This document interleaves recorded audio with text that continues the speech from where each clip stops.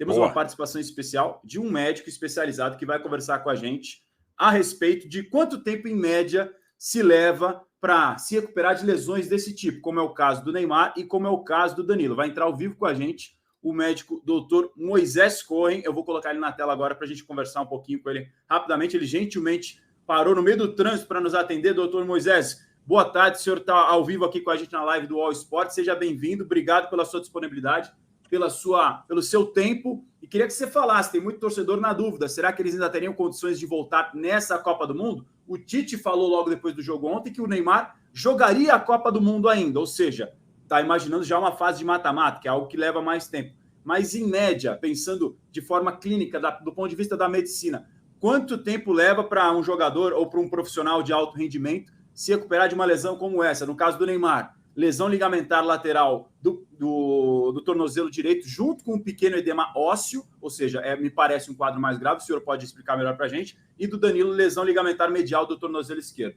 Boa tarde. Boa tarde, Marcelo. Boa tarde a todos aí. Obrigado aí pelo convite.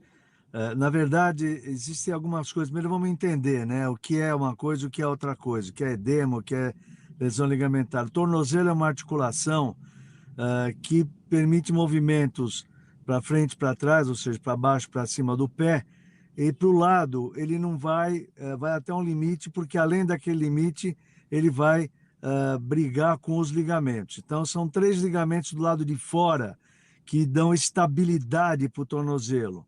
E do lado de dentro tem um ligamento principal. O que acontece? Quando ele tem uma torção e vai além do limite do ligamento, você pode ter só um estiramento, você pode ter a ruptura de um dos 3 ligamentos, de 2 ou até dos 3. E, portanto, não é que a gente queira ficar em cima do muro, nem eu e muito menos o Rodrigo Lasmar, particular amigo e competente profissional. Porque realmente o processo é biológico, não é? Agora, se ele aventou a possibilidade de continuar jogando a Copa, é porque nós estamos falando do grau 1 ou do grau 2 da lesão do ligamento, porque se forem os 3, claro que isso acaba sendo muito mais grave.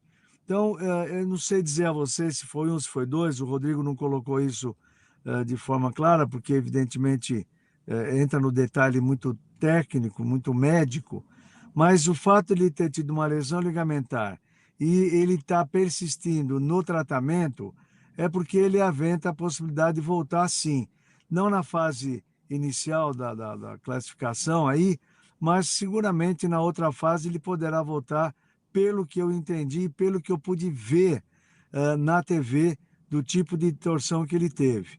É uma torção como normalmente ou infelizmente acontece, mas é o mais trivial, ou seja, é o pé que gira para dentro e força os ligamentos da parte de fora. O menos comum é o que foi colocado do Danilo, que é a parte de dentro, o ligamento na parte de dentro. Isso tem mais a ver com o trauma na parte lateral, na parte de fora da perna, do tornozelo, e faz então o pé virar para fora. O que é o edema ósseo? Edema ósseo, qualquer trauma, qualquer movimento mais forte que o osso sofra, seja por conta da lesão do ligamento, por impacto, ele dá o edema ósseo. Então, é um nome que assusta, mas não é algo que seja mais grave ou menos grave. Indica que teve, portanto, um comprometimento do ligamento e também esse osso sofreu alguma contusão, por isso vem a palavra edema ósseo, que se vê muito claramente na ressonância magnética. Então, voltando à sua pergunta de forma objetiva, porque o ortopedista é objetivo, mas tem coisas que infelizmente fogem. Qualquer timing que eu queira dar para você, Marcelo, eu vou estar especulando, não só eu, como o próprio Rodrigo, que está vivendo o caso. Então, não é que a gente queira ficar fora, ou chutar o balde e falar, não sei. É porque de verdade a gente não sabe.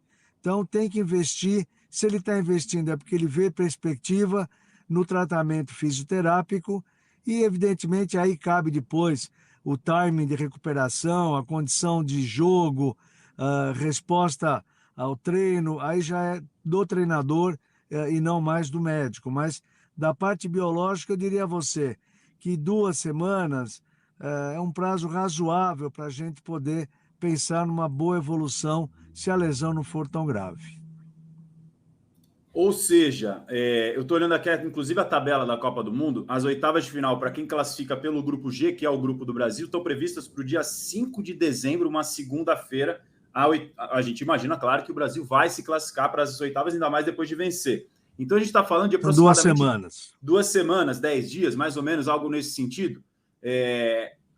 Em lesões desse tipo, eu sei que não dá para cravar um prazo, mas em casos assim, há recuperações nesse tempo hábil que foram possíveis ou não? É muito pouco tempo?